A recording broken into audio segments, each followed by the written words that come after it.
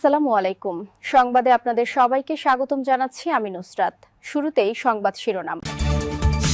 ইসরায়েলের বিরুদ্ধে লড়াই চালিয়ে যাওয়ার ঘোষণা হিজবুল্লাহর। ইরানে নতুন করে হামলা শুরু করেছে ইসরায়েল।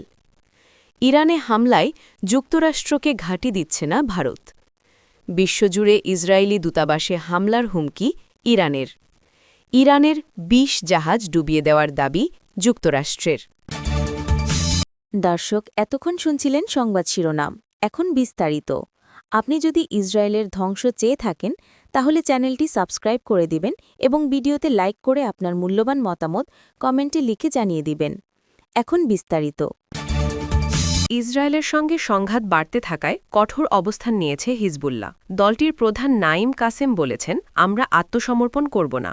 সোমবার আঞ্চলিক সংঘাত লেবাননে ছড়িয়ে পড়ার পর এটি ছিল তার প্রথম প্রকাশ্য ভাষণ। টেলিভিশনে দেওয়া বক্তব্যে তিনি বলেন, ২০২৪ সালের শেষ দিকে হওয়া যুদ্ধবিরতি চুক্তি মেনে চলেছিল হিজবুল্লাহ, কিন্তু তার দাবি ইসরায়েল সেই চুক্তির কোনো শর্ত মানেনি। নাঈম কাসেম বলেন, আমরা কূটনীতিক সমাধানে রাজি হয়েছিলাম এবং এটিকে রাষ্ট্রের দায়িত্ব নেওয়ার সুযোগ হিসেবে দেখেছিলাম, কিন্তু আমরা বারবার বলেছি ধৈর্যের সীমা আছে। তিনি আরও বলেন, আমাদের পথ হল তাদের মোকাবিলা করার সর্বোচ্চ ত্যাগের পর্যায়ে, শেষ সীমা পর্যন্ত, এবং আমরা আত্মসমর্পণ করব না। সোমবার হিজবুল্লাহ ইসরায়েলের দিকে রকেট ও ড্রোন ছোড়ে। এর আগে যুক্তরাষ্ট্র ও ইসরায়েলের হামলায় ইরানের সর্বোচ্চ নেতা আয়াতুল্লাহ আলী খামেনি নিহত হন বলে জানানো হয়। এর জবাবে লেবাননের দক্ষিণে ব্যাপক বিমান হামলা চালায় ইসরায়েল। সেখানে স্থল সেনাও পাঠানো হয়েছে। এতে কয়েক হাজার মানুষ ঘরবাড়ি ছেড়ে যেতে বাধ্য হয়েছে।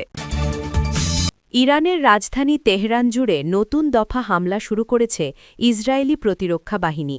স্থানীয় সময় রাতের দিকে এই হামলার খবর জানানো হয়। এক বিবৃতিতে ইসরায়েলি প্রতিরক্ষা বাহিনী বলে, আইডিএফ তেহরান জুড়ে ইরানি শাসনের সামরিক অবকাঠামো লক্ষ্য করে অতিরিক্ত এক দফা হামলা শুরু করেছে। বিবৃতিতে নির্দিষ্ট কোনো স্থানের নাম বলা হয়নি। তারা জানিয়েছে, পরে আরও বিস্তারিত তথ্য দেওয়া হবে।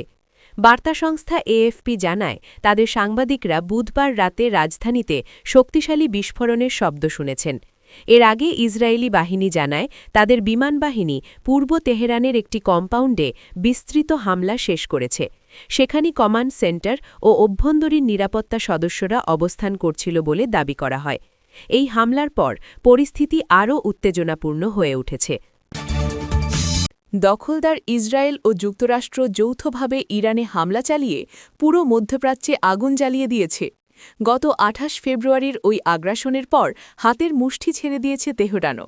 ঝাঁকে ঝাঁকে ক্ষেপণাস্ত্র ও ড্রোন ছুড়ছে উগ্র ইহুদিবাদী ভূখণ্ড ও উপসাগরীয় দেশগুলোয় মার্কিন স্বার্থ সংশ্লিষ্ট স্থাপনা লক্ষ্য করে। এর মধ্যে একটি বিষয় উভয় পক্ষের সমর্থকদের ভাবাচ্ছিল যে ইরানের সাবেক ও ইসরায়েলের বর্তমান মিত্র ভারত কোন দিকে ঝুঁকছে। তারা ওয়াশিংটন ও তেল আবিবকে তেহরানে হামলায় সহযোগিতা করবে নাকি সংঘাতের বিরোধিতা করবে।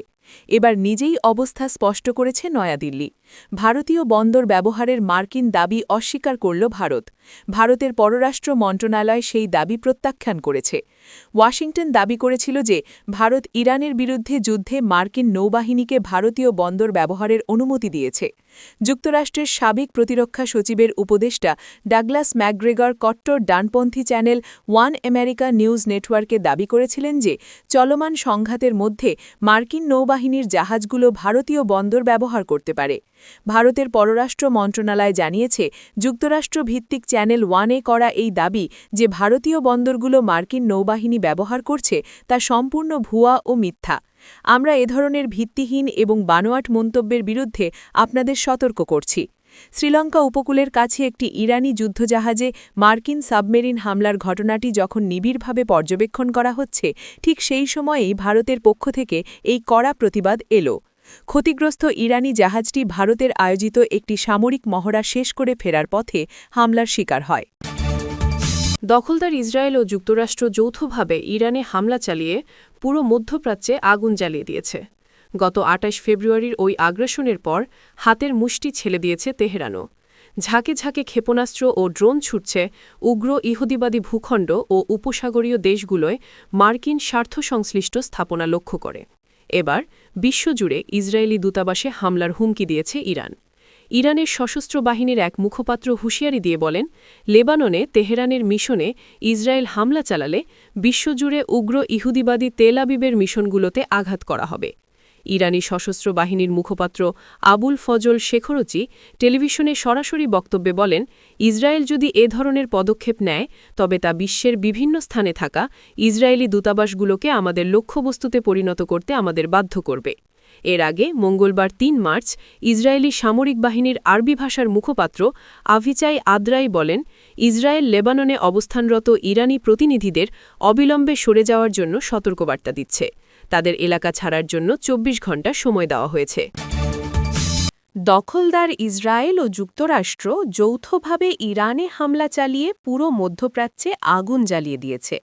গত ২৮ ফেব্রুয়ারির ওই আগ্রাসনের পর হাতের মুষ্টি ছেড়ে দিয়েছে তেহরানও। ঝাঁকে ঝাঁকে ক্ষেপণাস্ত্র ও ড্রোন ছুড়ছে উগ্র ইহুদিবাদী ভূখণ্ড ও উপসাগরীয় দেশগুলোই মার্কিন স্বার্থ সংশ্লিষ্ট স্থাপনা লক্ষ্য করে। এবার ইরানের ২০টিরও বেশি জাহাজ ডুবিয়ে দেওয়ার দাবি করেছে ওয়াশিংটন।